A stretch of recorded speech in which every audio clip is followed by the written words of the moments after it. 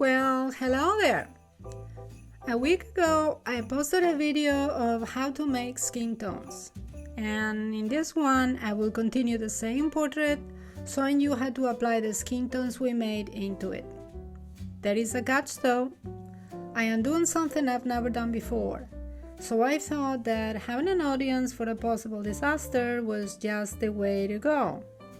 I'm showing you here images of some portraits in oil that I've done through the years, and you will quickly see what it is that I'm doing differently this time. It is an experiment, so I have no idea how it's going to turn out. Sorry you are not seeing my face while I'm talking today, but I've had a crazy week and I haven't had the time to record a proper introduction. Still, it was important to keep my word of one video every Saturday. So here I am, a faceless painter today.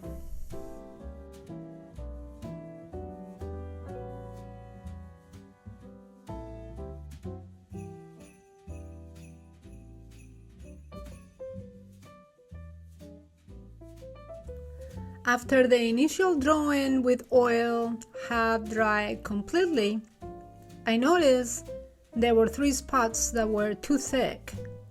I painted too thick with the paint there, and because if you remember, if you watch the video, I didn't use any medium. I normally would use Gamsol medium to thin everything, but I decided not to do that so the paint will not be too runny. But the problem I had was some spots got a little too thick. Therefore, I sanded them down with extra fine sandpaper. This is very important, has to be really fine, otherwise you'll destroy everything. And that's the reason why you can see the white holes in the canvas. And by the way, if you haven't seen the video in which I show you how to draw this, you really should. The first thing I paint is the darks in the nose and nearby areas. I choose the nose because it's right in the middle of the face, and therefore it may be easier to judge everything from there. I'm not showing you in this video the flesh tones, how I'm making them, because I showed you last time on the other video exactly how every single one is made, so I suggest that you watch the video because that way you can see exactly the colors that I use. And in this image that I got from Photoshop, you can see how I made all the swatches of the skin tones that we see. I continue working with the nose. The beginning is always scary because there's no way to know whether it's going to turn out or not. The disclaimer here is that I am not looking to get an exact likeness. There are several reasons for this. The main one is economy of time. To get an exact likeness will take too long, and there is no real justification for the extra time. The second one is creativity. This is not a portrait commission, and thank God for that, because I work as a portrait painter for years, and that is a whole different ball game. Therefore, I am not bound to the constraints that entails. I won't get fired if the painting doesn't look exactly like the model either. And I will have more freedom to allow the painting to unfold on its own direction. I created this sketch completely freehand. I don't use projectors. There are many videos online with exquisitely painted portraits that look entirely like the photographs. But if you notice, the videos already start with the perfect image already drawn in the canvas. You never see how it was drawn, whether a projector was used or whether the artist took 10 hours just to get everything in its place by drawing it freehand. I don't know if you can see, but there are some lines around the canvas going down and up that they're quite prominent. They're very prominent. Well, I gotta tell you, I'm I honestly lost track of how many paintings were in this particular canvas. I very often start a painting and I don't like it. So I'll sand it down. I wait until, well, if the paint is wet, then I can wipe it down, of course, and then reveal a perfectly looking canvas. But if the paint has dried, then what I will do is I will sand it down as much as I can until it's perfectly flat. And then after that, I can give it another 1 or 2 good coats of oil painting primer. Wait until it dries, and it's good as new. I can paint again on it. I hate wasting materials. I really don't like that at all, especially if the material is expensive, like this canvas. This canvas was a linen canvas, so it wasn't cheap.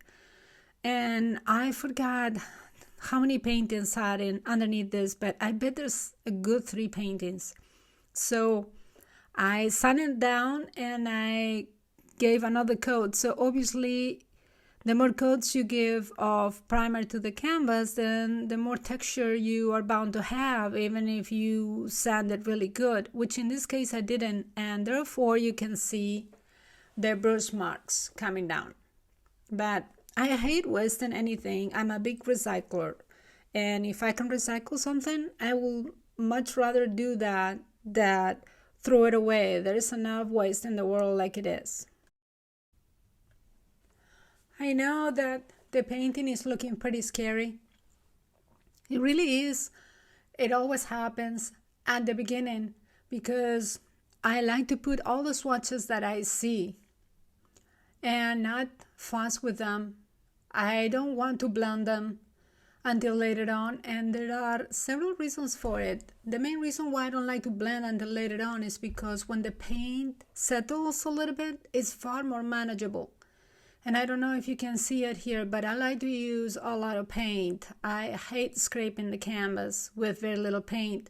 So I know that I will probably make it a little easier on myself if I used a little bit less paint. But I just like things to look juicy. So the more paint it is in the canvas, the more you have to wait to blend things without messing things too much. And also the colors are a little bit too garish. The lights appear to be too light, but I am working already knowing that some of those colors will be modified because I will be blending at the edges. See, there are no transitions right now. One color is next to the other one. So the separation creates a very harsh edge. And it gives the illusion of colors being either too dark or too light. But when those tones are blended, then everything looks softer. Now, of course, there's the possibility that I am wrong, of course, and I have to modify them, and I have to be prepared for that because I'm going to be wrong a lot. When I'm painting, I already know I'm going to be wrong a lot. Because painting is always 1 step forward, 2 steps back, 1 step forward, 2 steps back. And the more I paint and the more I see the form and the hues, the easier it will be. At first, it's just like a free-for-all, a free fall, not a free-for-all, a free fall. I'm just feeling like I'm just falling on a cliff, and I'm hoping that, halfway through the end, there's going to be a parachute that it will open, but of course there's a possibility that they won't. Although the difference in here is I won't die. And it's important to keep that in mind because that way we're not afraid of making mistakes. Too often we don't want to do something because, what if we fail? What if it doesn't turn out? Well, what's the worst thing that can happen? If it doesn't turn out, you can paint over like I do. You can do it 1,000,000 times, or you can just burn it, throw it in the fireplace. You can do anything you want and you still be fine. The only thing that will bruise a little bit, maybe your ego, but if you're not afraid of failing, then you're never going to learn. You're never going to get better. So you need to be open for that. We're not surgeons, you know. I mean, as if a surgeon makes a mistake, definitely somebody can die, but we are very fortunate that we don't have that occupation. So by all means, just fail as much as you can, because that will mean that you're doing. And we only learn by doing. We have to experience things. It's only when we do things and we experience them that we internalize the message and we can move forward. Just by reading or watching, nothing sticks.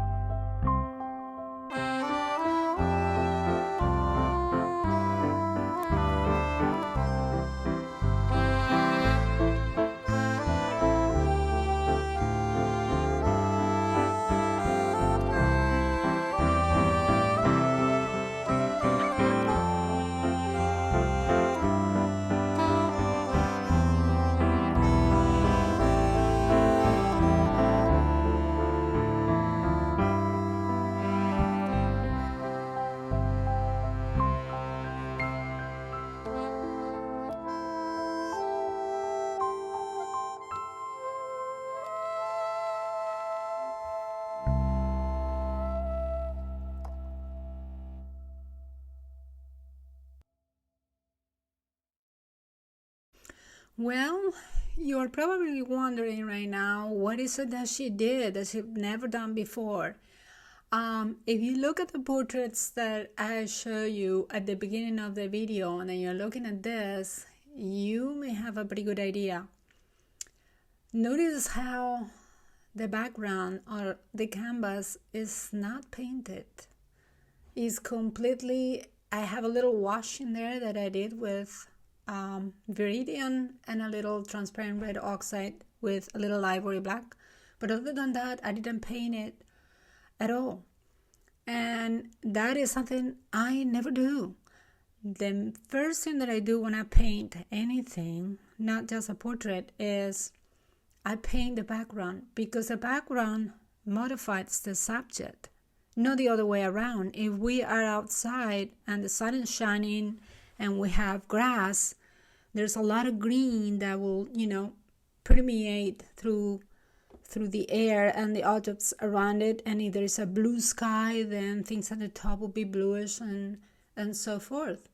So this woman or this girl is being lighted from the top left with a very warm light, and the background is very warm.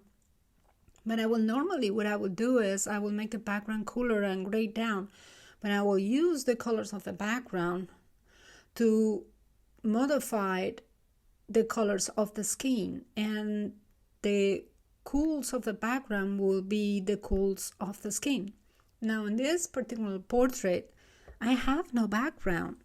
So I'm not doing anything like that. And the reason why it's more difficult is also because I can't fix the edges of the portrait. I can't bring the background in to modify it if the head got too large, the hair got too light, too big, the neck got too thick. I can't bring the background in.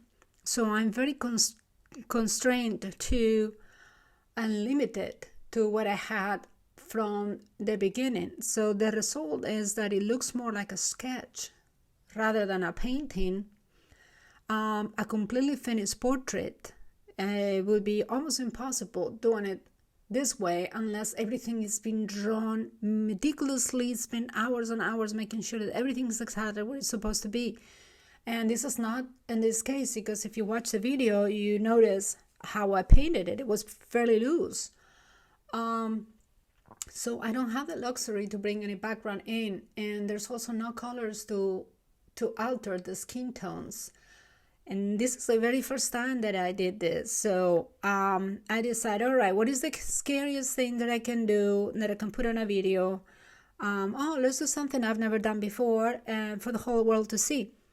And if it doesn't turn out well, then maybe I just won't show it, right?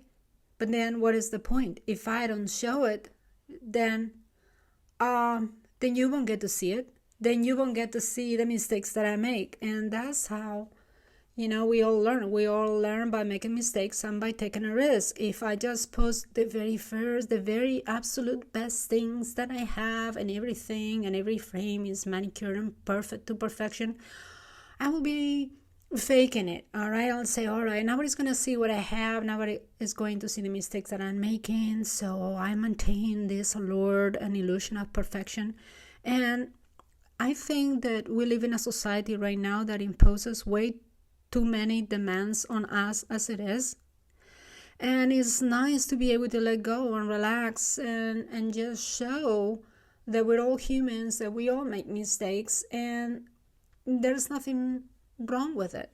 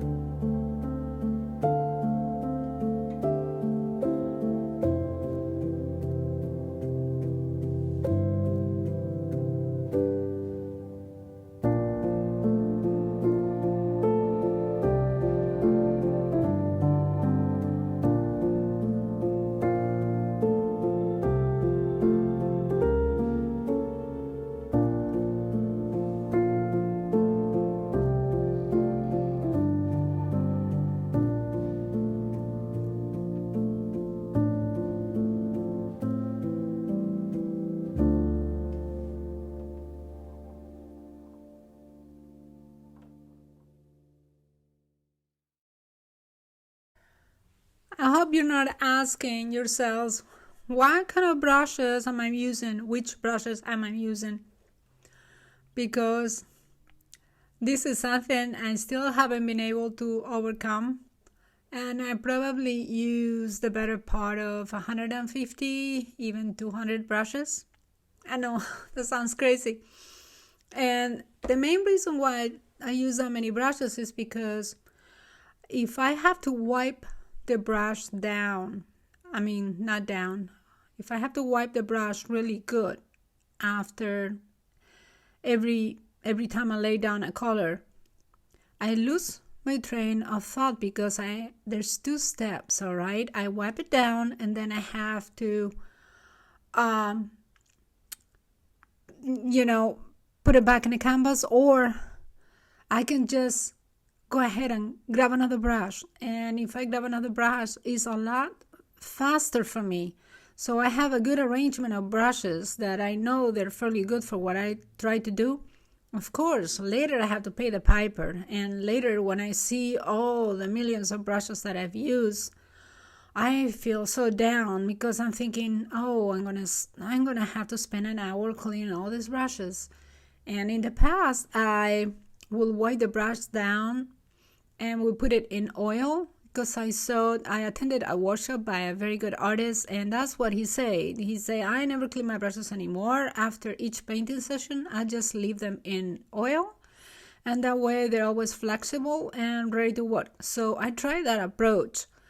And I hated it because then, sure, I wiped them down with the oil, but the brush is wet, and a lot of the effects that I like to achieve when I'm painting, the brush has to be completely dried, so the hairs of the brushes are fluffy. And I stopped doing that, and I realized, okay, what I need to do is try to use less brushes. And on occasion, I can do that if I'm painting by myself, but if I am recording a video, I have to take care of so many things. I have to make sure that the phone is in the right position, the camera is in the right position recording, and I'm in the right position, and I'm doing the right things, and I'm timing everything so I'm not recording for too long, because then the video will not be able to download. And there's just so many things that if I also have to deal with making sure I only use a brush and a half, then it will be impossible. So I have so many brushes, but I'm going to try to tell you, and I will put it on the titles, the brushes that I use for certain passages. So more importantly, that what brush specifically, or what number brush, what you want to see is what kind of brush. Is it a filbert? Is it a natural? Is it a comb brush? Is it a bristle? Because every single one of those brushes will do different things. And I gotta tell you something funny, like an anecdote. I was in a workshop one time by Elizabeth Robbins, a really good artist specializing in still lifes and florals. And I just went along and I painted with all the other participants. And then I was in social media more before. I don't really do social media now. I don't have time. But I noticed, I was following her on Facebook, and she had posted a picture of all my brushes on my station. Of course, not a picture of myself because she didn't want to invade my privacy, but it was a picture of my station with the 1,000 brushes. And she says she had to post that because she had never in her entire life have seen anyone use as many brushes as I was using. And it cracked me up. I thought it was so funny because that was a point when I really realized, okay, I have a problem and I need to start putting it into my New Year resolution. And is there a group in there of Brushers Anonymous, using too many brushes Anonymous, that I can attend to try to solve this problem? So, I thought you might like to hear this.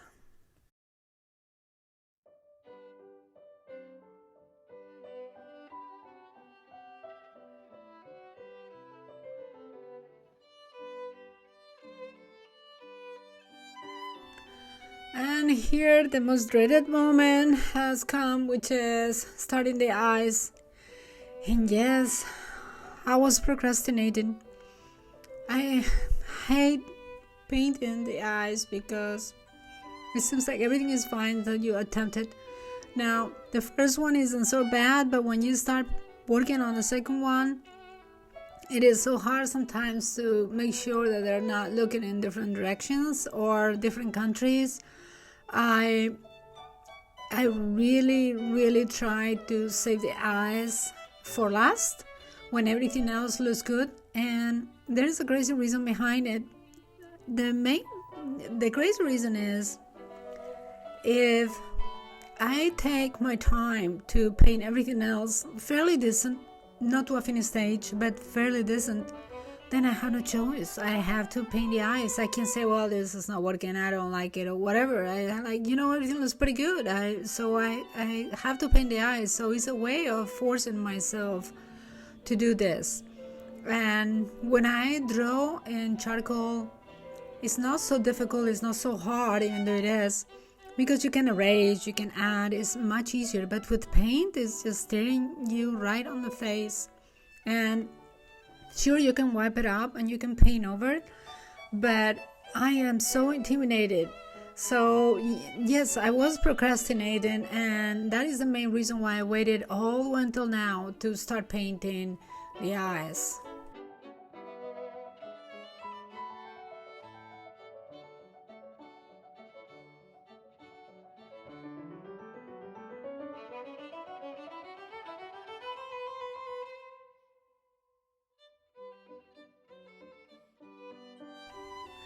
If you're still watching and made it this far, I really appreciate it.